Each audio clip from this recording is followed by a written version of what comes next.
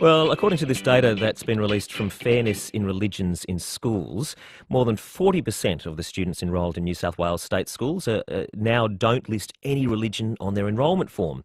The figures, which are in the paper this morning, have been released under Freedom of Information laws. It also shows that while Christianity remains the main religion listed, there are areas in Sydney's west that have 90% of students who identify with Islam, and other areas around the inner west that have 90% of students who don't identify with any religion at all. The big question is, should children who aren't enrolled in the scripture classes, in the religious education classes or the ethics classes be allowed to carry on with their schoolwork? It's a recommendation from a report that was handed to the state government, but it hasn't been taken on board. Maurie Mulheran, is the president of the New South Wales Teachers Federation. Good morning, Maurie. Good morning.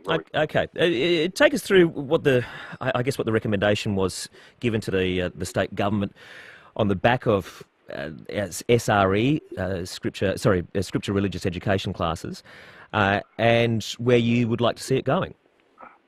Well, the recommendation goes to the fact that there are many students now whose family have decided they don't have to and should not participate in any religious education, and that's a reasonable position for families to take. But the question is what happens to them during that time at school.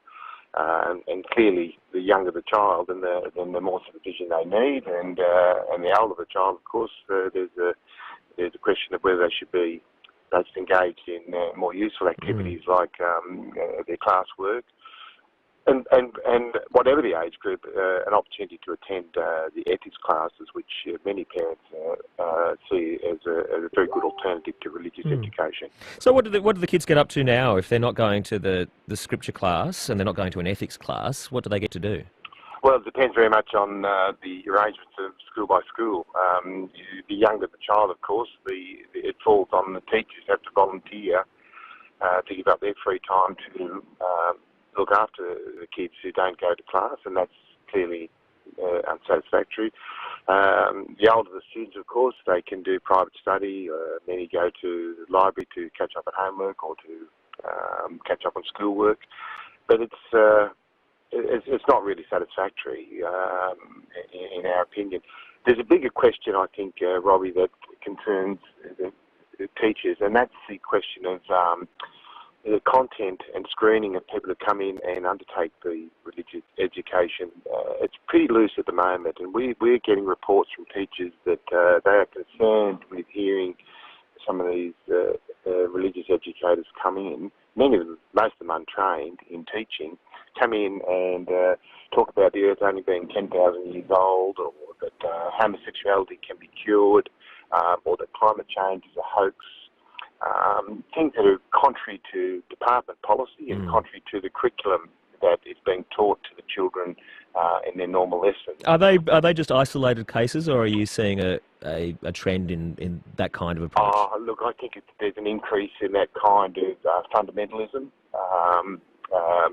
and I think also parents and teachers are probably more acutely aware of the dangers of that kind of education that is being offered by these church groups. So we've heard in the chaplains program, for instance, which we oppose, many of the chaplains come in untrained and dealing with children who are very vulnerable, perhaps suffering from depression or other mental illnesses, and are being told that that they can be cured through God and this kind of stuff. And so we really think that there needs to be a much closer look at the activities of church groups in public schools, exactly the content of the lessons and the kind of people that they send in. Is there regulatory areas that this should fall under? I mean, are there rules about what you're allowed to say in those kinds of classes? Oh, not really. It's pretty loose, and there's no official screening of it, and it's really up to the church groups to be taken on trust that they send someone in who's sensitive to these kind of issues, and indeed that may happen in some instances. But our concern is that there's no really regulated way of screening the content and the types of people who come in and offer religious education to very young, impressionable young people, and possibly giving them comments and values that are contrary to community standards and maybe at odds with what their parents and their teachers have done. Indeed. Look, I'm sure a lot of the classes, the religious classes that are held are perfectly great and do a lot of good for the students. It's the real risk of people coming in, as you said, with I guess some people would consider fringe ideas, and placing those down as fact in front of a group of very vulnerable children. That's where you are going to run some real risks. Have you had response from the Education Department and indeed from the state government? No, we haven't taken this up formally with the department. I note that there is a community group that successfully lobbied in Victoria to have religious education taken out of the curriculum in Victorian public schools, and I note that they would like to see the same thing happen in New South Wales. We certainly would be watching this with interest to see exactly where they go with that lobbying of the government. But clearly, the community standards are changing. Each and every census that comes out, there is a significant increase in the number of people who identify as not of any religion, and agnostic or atheist,